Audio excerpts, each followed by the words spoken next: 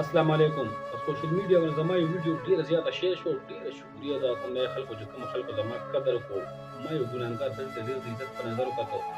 بعضې خلکو مې ډېر تنقید وکړو، هغه هم د ما څخه باز پولیسوالان نه دي، د هغوی څه غلط فهمۍ د وجې. چې په پولیس کې بلتي شوم، ورو ورو ما که ډېره بد اخلاقي راوچته شوه، بد کرداري راوچته شوه. انسان ته مې په کم نظر کتل، خپل ځان ته مې مغاوره کتل. هغه په ما هر څه دونه بوج شو چې یو ګناه راته په ستر باندې راوتړلې شوه. یو پنډوکي دې جوړ شو، هر څه راجمع شو. کور کې مې مور ته وایي چې چین او سکون راته نشته. مور راته وایي چې بچی ته ستا کوم اخلاق دي غیر حاضرۍ کې، بد اخلاقي کې، دا پرېږده، د انسان قدر او خدمت وکړو، خپلې ډیوټي کوه. په ژړا شوم، مور ته مې وژړلو، الله ته مې وژړلو. دا د الله قرآن دی، په دې مې قسم وي چې لاړم ډیوټۍ له. ما وې ځان له یو زندګي جوړوم، ځان یو ثابتوم چې انسان جوړ شم.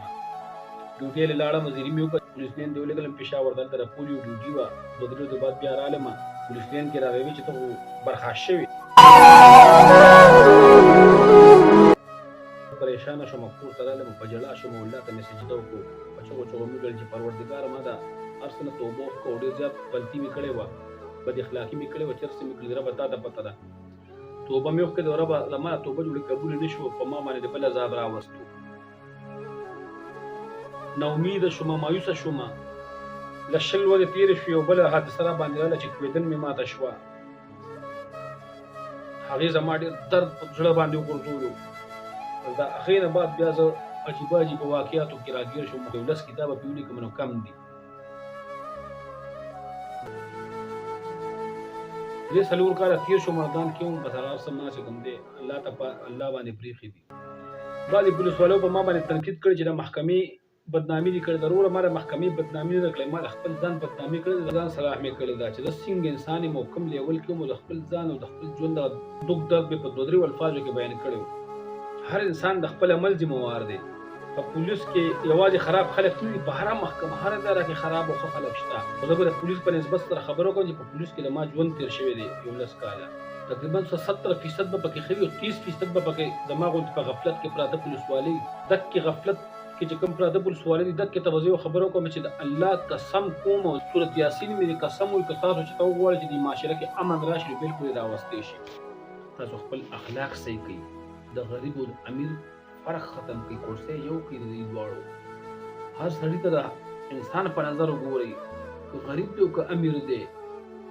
یو انسان بدعمله دی او لوفوري کوي، ته هغه راوغواړه. پریشانه شوم، کور ته رالم، په ژړا شوم، الله ته مې سجده وکړو، په چغو چغو مې وویل چې پروردګاره ما دا هر څه نه توبه وکړو، ډېر زیات غلطي مې کړې وه، بد اخلاقي مې کړې وه، چې هر څه مې کړي ربه تا ته پته ده. توبه مې وکړې، ربه له ما توبه جوړې قبول نه شوه، په ما باندې د بل عذاب راوستو. ناامیده شوم، مایوسه شوم.